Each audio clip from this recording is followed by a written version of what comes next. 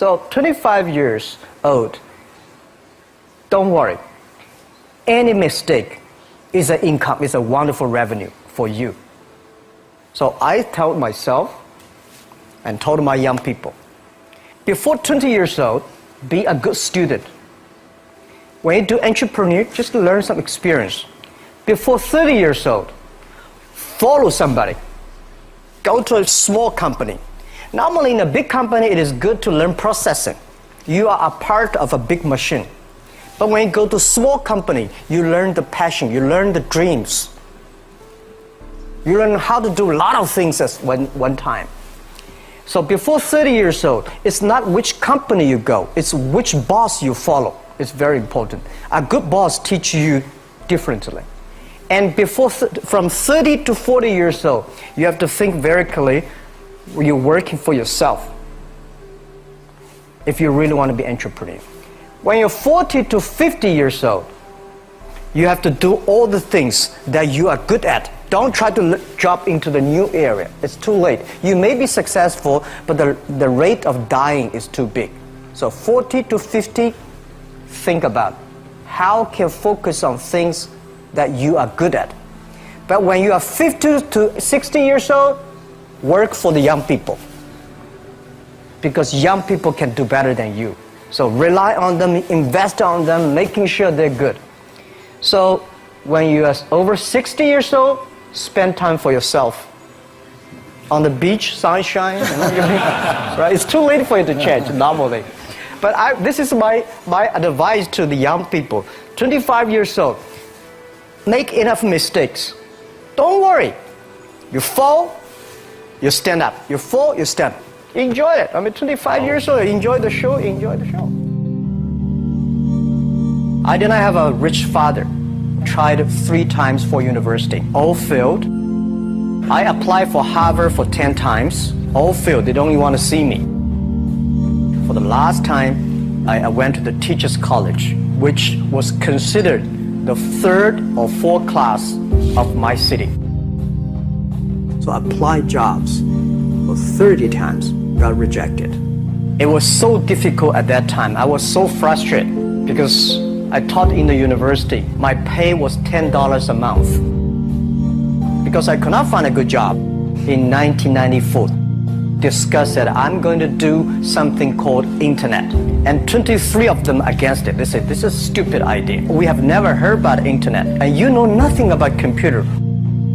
And I never thought I was smart. Nobody believed that I could be successful. Because everybody say, well, this guy think differently, think crazily. They think about something never work.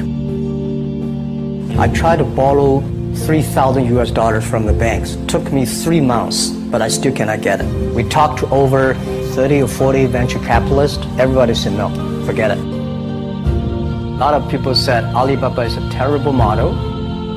As I said, I believe it. I think this thing could be big. I never thought it would be that big like today. But I believe that something is waiting for me there. And I have to work hard to prove myself. That was the tough experience. So we gathered $50,000 from 18 founders. We started. For the first 3 years, we did not have even $1 revenue from our business. It was not easy. Why it keeps us going ahead, going forward? Because I received lots of email of thanks from the customer. They say, this is such a great thing. We cannot pay you, but this thing helped us.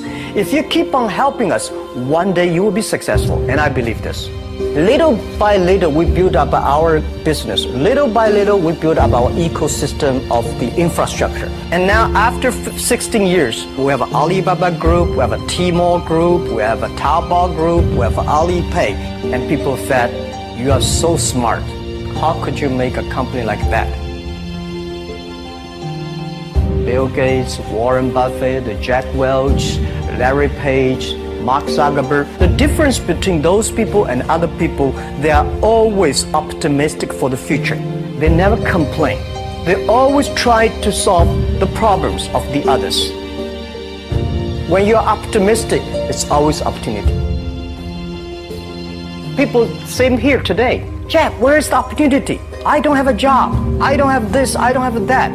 We are at the best time of this century. The best assets you have is that you are young. Don't complain. Let the other people complain. The opportunity always lies where people complain. Think about how you can make things different. Is there anything I can do that make the difference? And then when you think about this, start to do it. I saw a lot of people, young people, have fantastic ideas every evening. But in the morning, they go to the office same again. Being an entrepreneur, you have to do the things before the other people do. You have to wake up before the other people wake up. You have to be more brave than the others. Use your instinct. Everything you do is to the need of the customer. To everybody, to any person, tomorrow is new. Make the move, make the action. Whether investors believe it this or not, whether your friends believe it or not, whether your parents believe it or not, that's not important. You believe it, your team believe it, and work day and night on this. That's how the things happens. Make enough mistakes. You fall, you stand up. Any mistake is an income, is a wonderful revenue.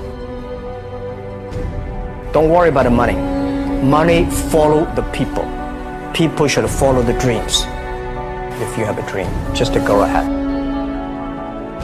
I think nobody can conquer the world. We only can serve the world. Either work for the others or work for yourself. And I choose the way, work for myself. Working for myself, that means working for the society. If you really want to work for yourself, think about the others. Because only when the other people are successful, when the other people are happy, you'll be successful, you will be happy. I think today people worry a lot about the world, about the economy, China, economy in the world. But I'm very optimistic. When people start to worry, that is the opportunity is. I worry about the blood testing, and she created good things. And I think great innovations, great companies always happen in the tough times. Life's like the music. You have up, you have a down, you have a long, you have a short notes. And I like your American movie. Life is like a box of chocolate. You never know what you're going to get, right? So I'm pretty optimistic. The opportunity in the future for equality is huge, because in the last century, the IT is for big companies. The globalization is for big companies. But now with the technology, we can serve those 80% of the companies that never been served. We can serve the 80% of the young people that have never been served. Technology for internet is so cheap, so easy to use. One of the reasons why we grow in China e-commerce so fast, much faster than the USA, because our infrastructure of commerce in China was too bad. When it is too bad, something happens and goes. Today we are working on the rural areas of China. I can never imagine that China, about 800 million people still live in the rural areas, are farmers. And there are about close to 200 million people. Their income is less than $1 per day. And before the internet, it's impossible for these guys to reach the PC because it's so difficult. Even people like me, I don't know how to use a PC. But now 80% of the farmers, those people using mobile phones. When you have the mobile phones, the internet, the data, things change a lot. So I'm excited about the future. People always worry. I love the young kids sitting there and talking about the dream, the hopes, because if they have the hope, we have the hope. That's what I believe. And let's just take what you do. And I've loved every description I've ever heard about how you serve people, and your story about the bamboo farmers and your wife and her friends. It was fabulous. But where's this going? What are you going to do? What are your plans to maximize the use that people in remote rural areas of China can make of their cell phones besides ordering your products? How are you going to get it? Are you going to get them in the banking system through cell phones? How? Well, we never know that we can grow so fast. In the past 5 months, we covered 4,500 villages. And these people, normally they use in very traditional way. It took them like we went to a rural area. It took the farmers 2 hours to walk to the downtown in the middle of the town and buy things. But today, because the mobile phone, and we can deliver things to their home, to their village within 72 hours. I remember last week I read a very interesting news. This is amazing. There is a girl, she told me a story. She said her grandfather, 92 years old birthday. And for his life, he always wanted to try one Western style food. But he lived in the rural areas. There's no such restaurant food. So she said, I tried on the internet, book a restaurant dinner for Western food, delivered to that village. And they finally immediately find one restaurant. There are 3 guys. They took like a 3 days bus from Shanghai to that village, made an Italian spaghetti and beef for them for this 92 years old birthday. And whole village was excited. Everybody said, wow, you can order food, Western style food. So buying almost everything. And also we're helping, there are a lot of farmers, they plant a lot of apples, great apples. But 90% of the apples rotted because there's nobody buy them. They normally buy by track. If you sell the apples, they sell whole track. And using the traditional way, they can sell by whole basket of the apples. But now, because of the internet, they sell by one. Each apple, they sell $1. Or 1 RMB or 2 RMB for each. So the farmers see using internet, they can buy and sell using the mobile phone. That changed their lives. And I think it's exciting. And people need examples when they see, my neighbor made money through online to selling things. My neighbor buy much interesting things online. People start to learn. And more people start to buy the mobile phones. We cannot make all the mobile factories to sell phones to them. Only they know the mobile phone really works, helping change their lives, they start to buy the mobile phones. Just one more question. And then, do you think this will make the current problems like the current problem in China less likely? That is, if we'll have more market information and the market will drive where the investment goes instead of the government trying to make judgments about, I better build another housing development or office development here, there, or yonder, and you wind up with a bubble. If it comes from the bottom up, is it more likely that fewer bad things will happen? Yeah, I think last week I was in Seattle discussing about the China economy. I think you American people worry too much about the China economy. Well, you see, every time when you start to worry about China goes better. Every time you think China is in problem, we'll get better. But when you have to say, you have a high expectation of China always a problem. Like parents have the expectation of the kids, are the same. But there's a big difference between American consumption because people say, the economy is bad, so China consumption will be good low. No, totally different.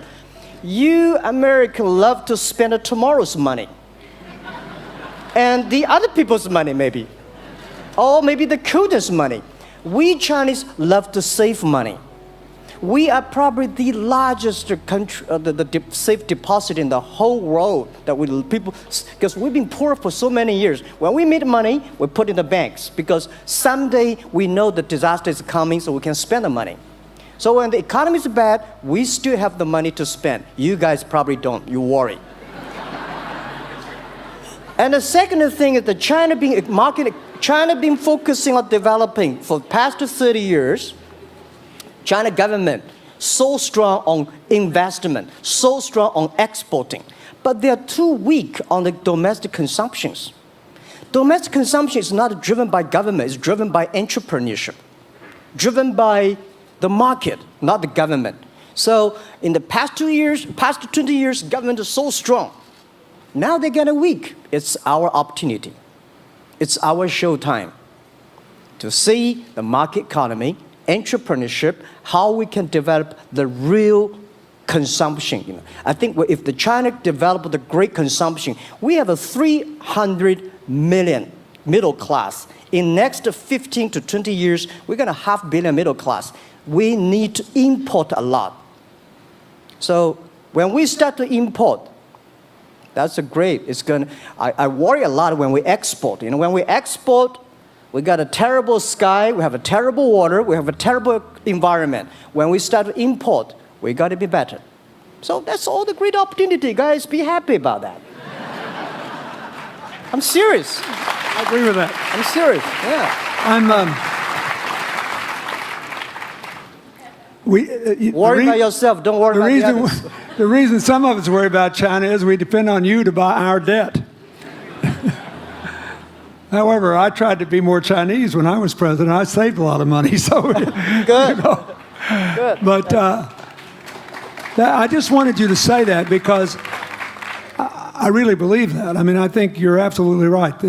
The trend toward greater internal consumption I think, will remain unbroken in spite of whatever the difficulties are in the next few months. I think it's important not to overreact. You can't break the trend.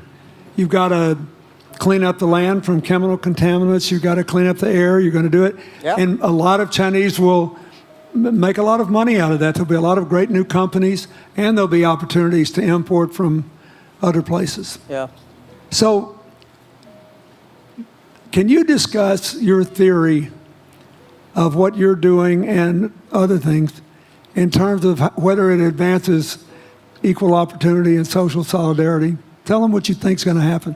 And what other kinds of, when your opening remarks, you just said technology is going to be active in this way in other areas of the economy.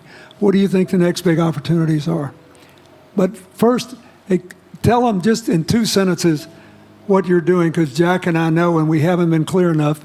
Explain it, and explain how you think that advances social solidarity and equality of opportunity. Well, our work is in the belief that access to health information is a basic human right.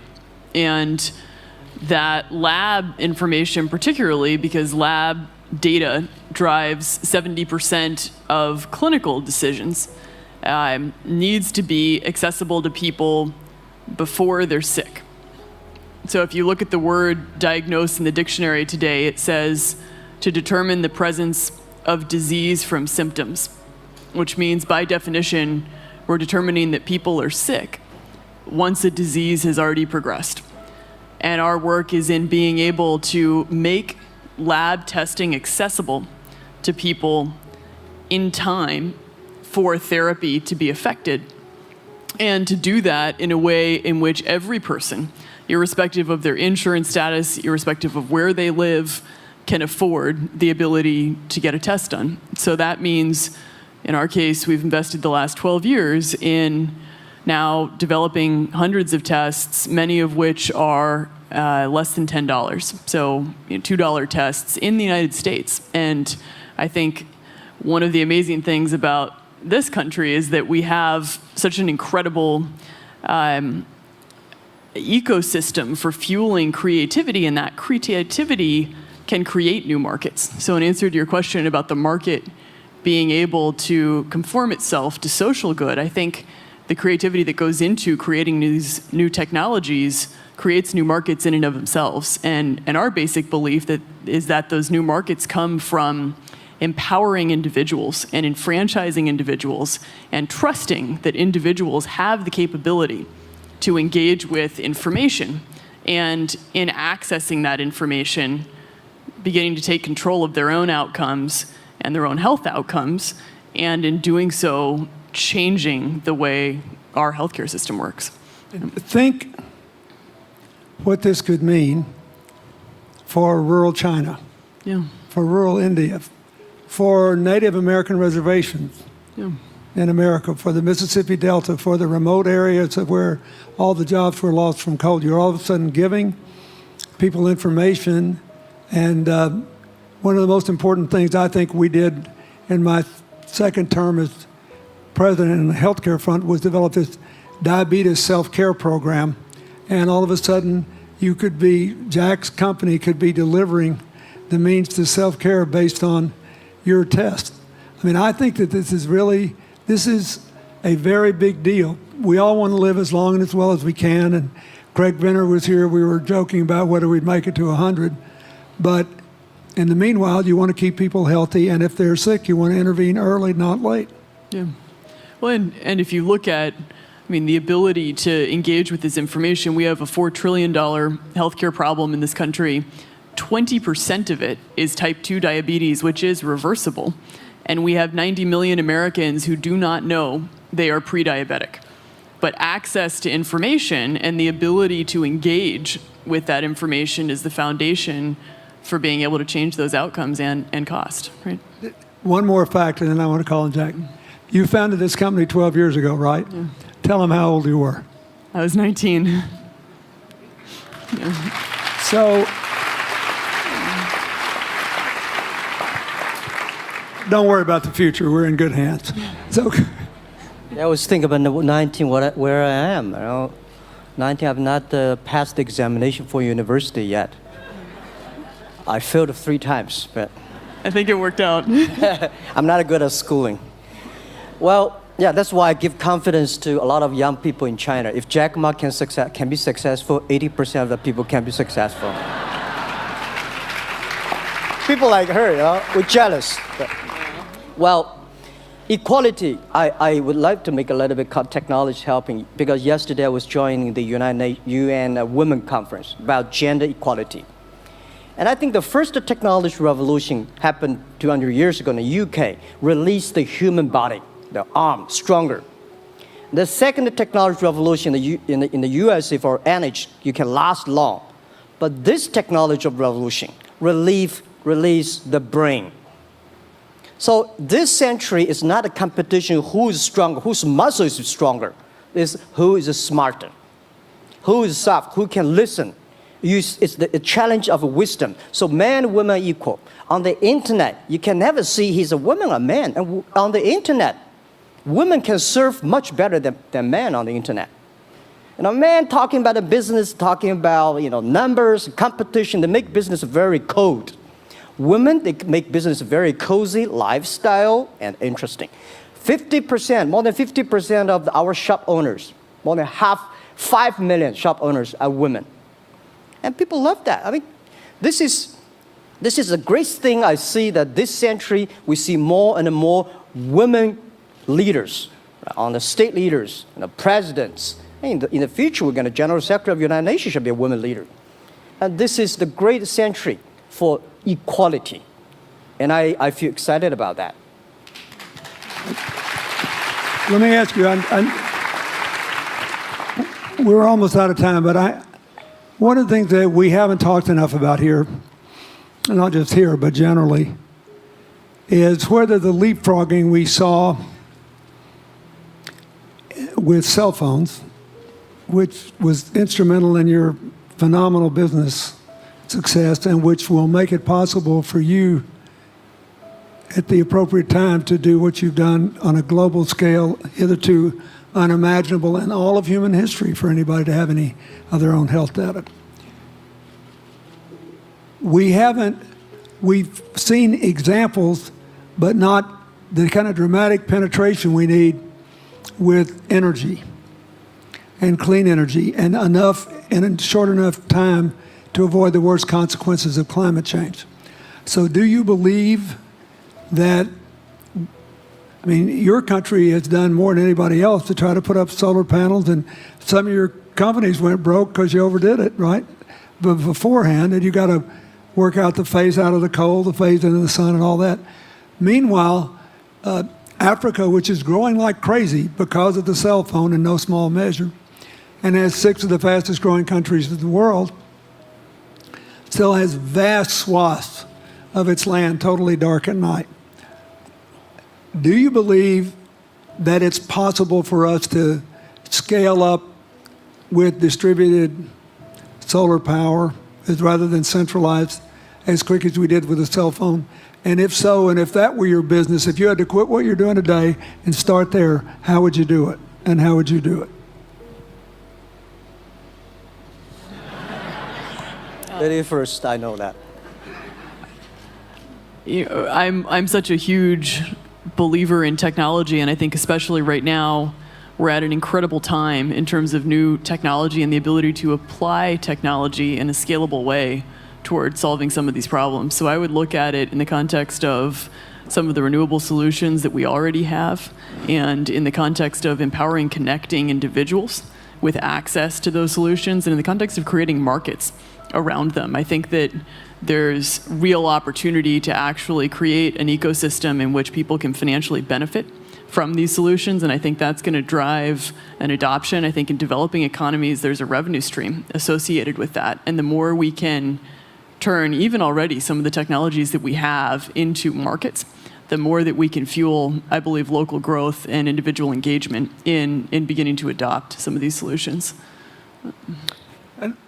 Just related to that, Jack, you answer it, and then I'll ask you one final question. Yeah, I am a strong believer that technology can make world much better, because people say China economy is getting slower. I'm happy about the 7%, even 5%. Even 5% of the GDP of the number of China, of the second largest economy, is big enough.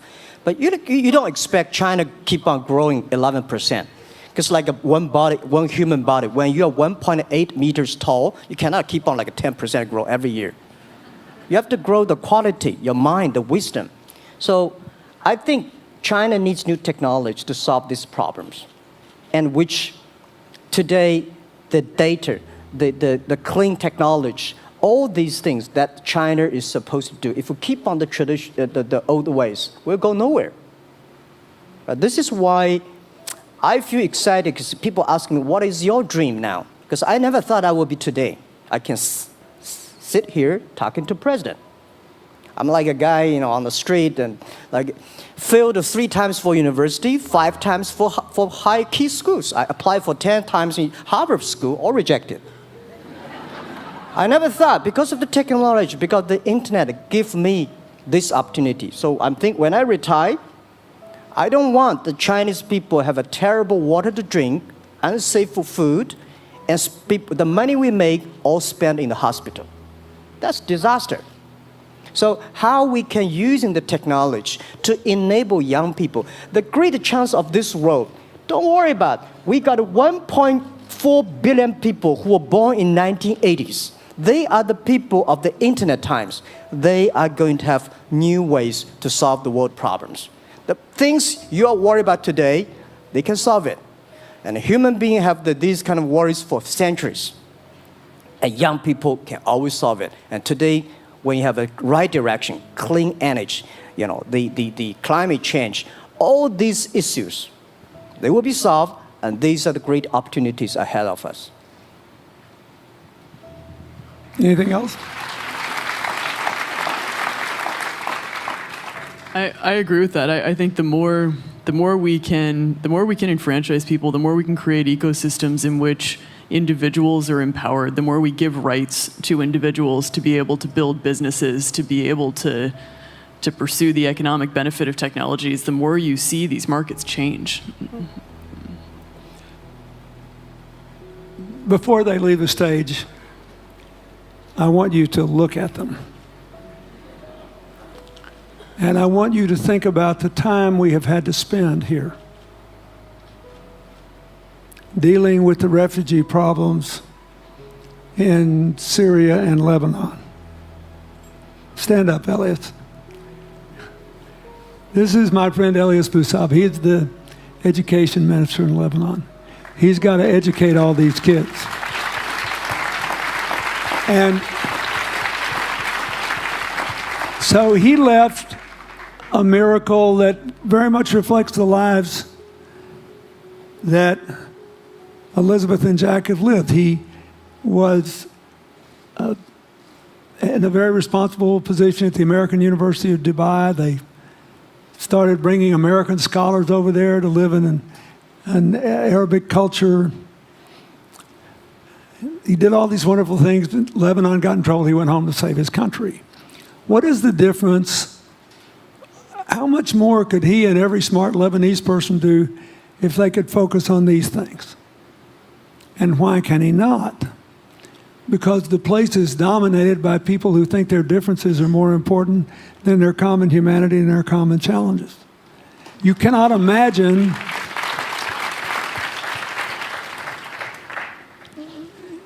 Jack Ma's proud of being Chinese. I like that. He never hid it. He's happy about it. I'm proud to be a global citizen too. Yeah. Yeah. And I imagine Elizabeth's proud to be a blonde-haired, blue-eyed American techno whiz from Northern California. Yes. But they don't, not a word either one of them has said has defined the meaning of their lives or the direction of their work with negative reference to someone else. My friend Dikembe Mutombo, stand up. No, you don't have to stand up. It'll hurt you too much. You're an old man. My 7'2" tall friend was just inducted into the National Basketball Association Hall of Fame. And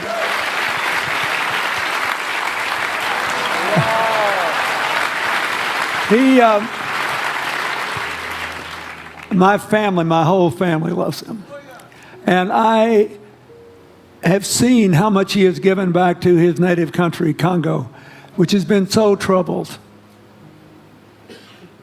I've known him a long time. We both went to Georgetown University. I did before he was born, I think. I've never heard him say a resentful thing about anybody. I have seen him give and give and give and try to give the people in his native land opportunities. Why am I telling you this? He's had a good life because he never defined his life with negative reference to anybody else. He never begrudged anybody else's success, and he thought he had an obligation to help other people. I'm telling you, we are back in a time of collective global insecurity where the main struggle is the oldest one in human history, just in modern techno realities.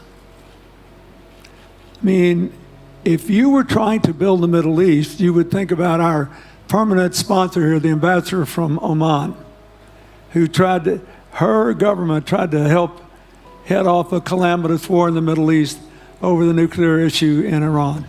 We all pray to God that it'll work out all right. And the lead she made. You look around all these places, wherever people are putting aside their differences and working together, good things are happening. We cannot achieve economic or social equality without living in the factual realities of the world we face, looking at the obstacles, looking at the opportunities, making the best decisions. And those of us who even feel good about ourselves because we think we spend a lot of time giving, our whole goal should be to work ourselves out of a job. One of the things that Bill and Tanny Austin are sitting there with Starkey, they started giving away hearing aids, and then they decided, well, we better teach these young people how to speak. If they get the gift of hearing, they'll have to learn that. So they got into the education business. Sonny Varkey got into the education business and decided somebody ought to do something really dramatic to remind people that the only people that really matter are the teachers.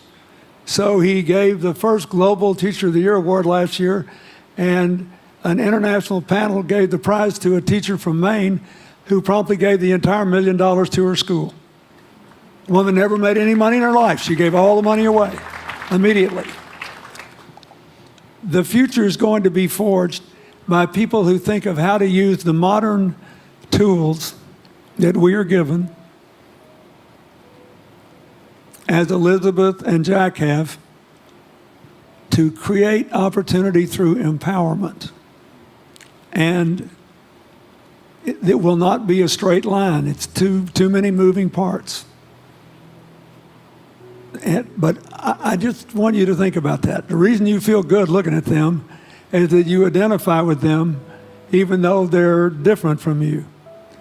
And that's basically where we are all over again, and we can't slip back. We can't give up. That's why when we had the Prime Minister of Italy and George Soros talking about the future of Europe, and George said it was coming apart, and the Prime Minister said, no, it doesn't have to come apart if it's about something more than economics. I thought it doesn't have to come apart if you will it not to. And you put yourself on the line for it. There are no guaranteed outcomes today, but you can guarantee that the trend is right. So go ahead, you were going to say something, weren't you?